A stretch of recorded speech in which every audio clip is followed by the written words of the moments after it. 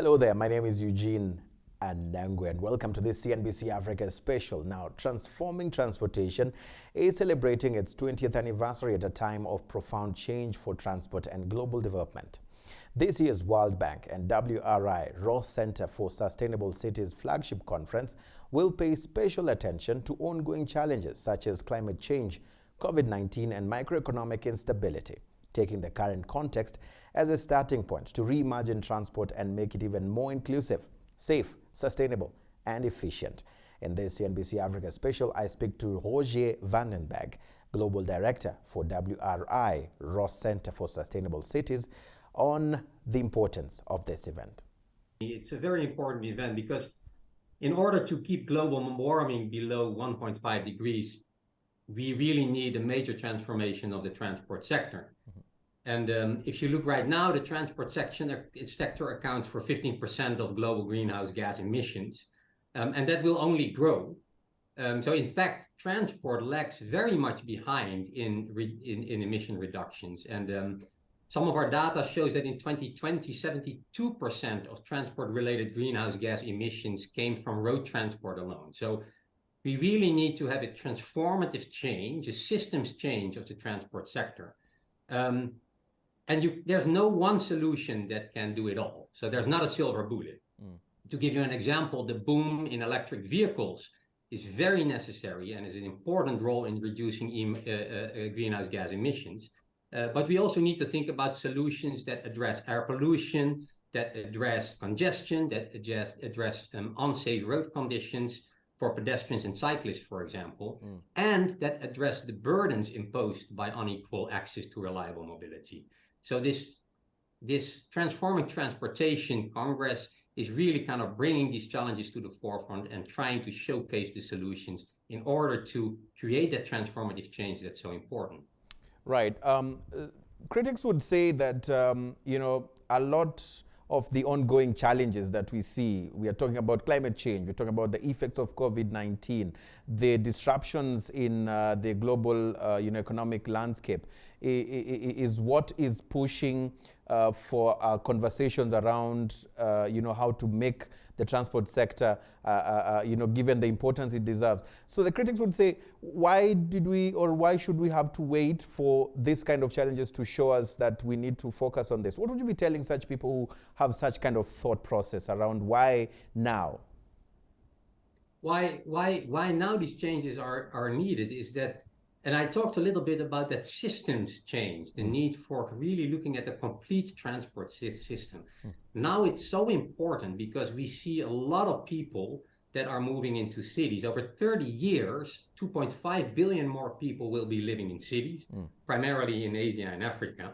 And that means that we can expect 2 billion more cars and a projected 60% growth in transport emissions. And that's simply unsustainable. That is unhealthy, and we can and must do much better. And also with this kind of the urban population, with many people living in cities, the bulk of population in urban areas, we need to focus investments on public transportation and public transport systems, as well as investing in non-motorized transport, such as walking and cycling. One important other aspect that we need to address is how to integrate, how to make sure that you have more options, that you can take a bike and at the same time kind of transfer to a public transport system, for example. Something else that I want to address that's very important, that the impacts of climate change on our infrastructure are huge. So we need to think about how can we develop infrastructure and invest in infrastructure that is much more climate and future proof and not inducing more fossil fuel use. Right. Climate and future proof, it's very important. And this will really need a lot of systematic changes in how we do things, in how businesses are continuing to operate. From where you sit, what would be needed to achieve this? Well, first of all, we need to reduce emissions as quickly as possible. But the solutions must also thinking around issues of planning. So how, for example, we can bring jobs and services closer to where the people live, as well as promoting public transportation, walking and cycling, where I was talking about. Transport has a key role to play in reducing inequality, which we are seeing grow worldwide. With WRI, we have a system change lab that looks at data analytics and deep understanding of sectors. And we see that there are 5 major shifts required for this systems change. And that's 1, to guarantee reliable access to safe and modern mobility. The second is to reduce avoidable vehicle and air travel. The third is to shift to public, shared, and non-motorized transport. The fourth is transition to zero carbon cars and trucks. And the fifth is to transition to zero carbon shipping and aviation. So these are interlinked system changes that we need to achieve. And though we are moving in the right direction, none of the indicators that we are tracking are moving quickly enough to meet the 2030 goals and to meet that goal of keeping warming below 1.5 degrees. So this whole transition needs to happen faster. And as I said, it's not a silver bullet or one solution. We need to do this 5 major shift as just indicated, as I just indicated. Right. You know, someone probably sitting somewhere where there are other struggles would say it's easier said than done. What would be the ideal, easy, creative ways of, you know, achieving this, especially from a financing perspective? Because that's one of the challenges, getting financing to start doing these transitions. It's not an easy thing. It's not a walk in the park for some. No, it's not an easy thing. And at the same time, there's a lot of capital ready to be deployed in projects. And this transforming transportation. WRI is collaborating with the World Bank that has a huge portfolio of opportunities for countries to lend and to invest in infrastructure.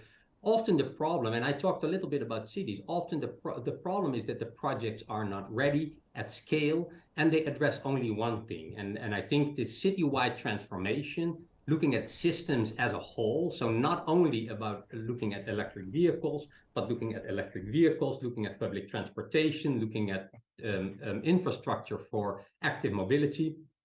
If you look at a citywide approach and from there identify projects that we can invest in, success is guaranteed. And we really need to address not only the amount of greenhouse gas emissions that are coming from transportation right now, but we need to think about the future, the amount of expected greenhouse gas emissions that are coming from cities and urban populations that are growing very rapidly. I want to ask you one more question. The composition of the people that will be attending the transformation or transforming transportation event, what is the expectation in terms of that composition of the mix of people that will be at this particular event when it comes to the expected results coming out of this event? Yeah, so the mix of the Transforming Transportation event, this is the 20th anniversary. So it's the 20th edition. So it's kind of the global platform where a lot of the stakeholders from all around the globe come together. And this is the first, after 2020, this is the first in-person event again, but we learned during COVID also to open up and to include a virtual component. So that means right now that we probably have half or 60% in person in DC at the World Bank premises, and at the same time have access for others to join and to contribute to the conversation virtually. Usually we have a very broad spectrum of delegates from both industries as well as country representatives, and for example, a mayor roundtable with representatives from both the global north and the global south. And that is very important because learning from each other and bringing solutions that are tested in one place and can be applied in the other is one of the kind of the key achievements and the key opportunities that we see here at the Transforming Transportation. Right. If we take the arms of the clock backwards, 20 years ago when the first event took place, what would you be able to write back home as the impact, as the results that have come out of this similar events? Well, I think the transportation sector has matured tremendously, has become much more innovative, has become much more aware of the need to integrate the different modes of transport, and has been, I think, improving in its way how it addresses much broader issues in which transport plays a key role. Obviously, climate, as I was saying already, with 15% of the greenhouse gases coming from transport, but also the the equity issue. How can we make sure that transport is going to be used and is a tool to reduce the inequality in countries and in cities? And I think that broader perspective, that innovative and that broader perspective on transportation is something that we have seen develop over the last year. The Transforming Transportation 2023 will be held in person at the World Bank headquarters in Washington, D.C. on March 14th to 15th. And CNBC Africa will be on the ground to bring you the updates.